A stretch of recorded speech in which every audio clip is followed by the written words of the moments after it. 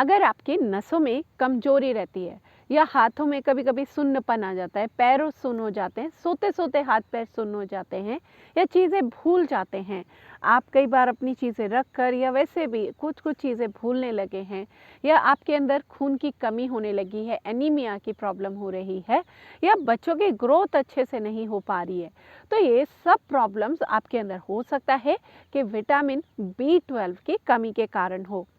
तो B12 हमारे अंदर एक ऐसा विटामिन है जो हमारी बॉडी खुद सिंथेसिस करती है, खुद बनाती है। इसमें हमारी जो बड़ी आंत है उसके अंदर रहने वाले जो बैक्टीरिया होते हैं, वो बैक्टीरिया ही विटामिन B12 को खुद बनाते हैं। लेकिन प्रॉब्लम यहाँ नहीं आती, प्रॉब्लम हमारे अंदर आती है जब विटामिन B12 का एब्जॉर्प्शन हमारी आंतों के अंदर प्रॉपर हो नहीं पाता है, जिसकी वजह से B12 की कमी होती है और हमारे अंदर फिर खून की कमी होने लगती है।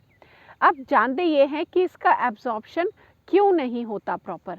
तो इसका एब्जॉर्प्शन कई कारणों की वजह से नहीं हो पाता है। अगर आपके अंदर कैल्शियम की कमी है, तब कैल्शियम की कमी के कारण भी विटामिन B12 का एब्जॉर्प्शन नहीं हो पाएगा।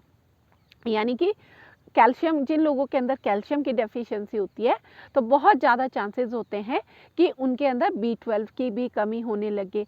इसी के साथ साथ अगर आपकी डाइट प्रोटीन नहीं है आपकी डाइट में, तो उन लोगों के अंदर भी विटामिन B12 की कमी होने लगती है।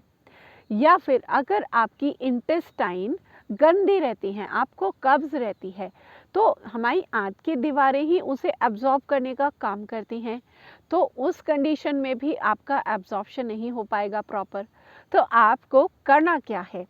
सबसे पहले तो कैल्शियम रिच डाइट लेनी है, क्योंकि इसके फूड सोर्सेज बहुत कम हैं, यानी कि आप इन्हें फूड से प्राप्त नहीं कर सकते B12 को।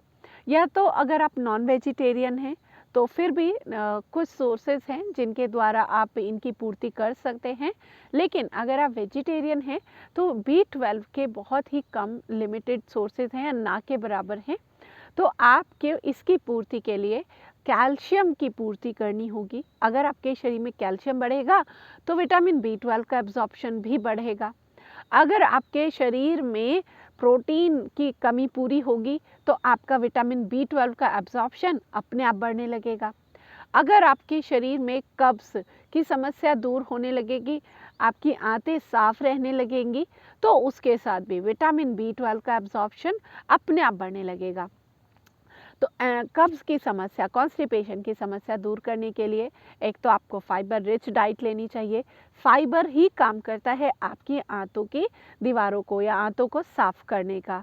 तो आंतों की सफाई रखें अपने, कि आप खूब अच्छी फाइबर रिच डाइट लें, जो अनाजों के द्वारा और इन सब के सलाद, फ्रूट्स, इन सब के द्वारा आप अपने अंदर जो है फाइबर की मात्रा बढ़ाएं।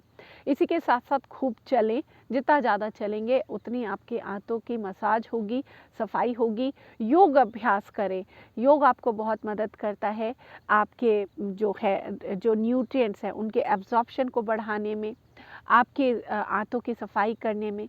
तो इस तरीके से आप बहुत ही सरल तरीके से अपने अंदर विटामिन B12 की कमी को पूरा कर सकते हैं।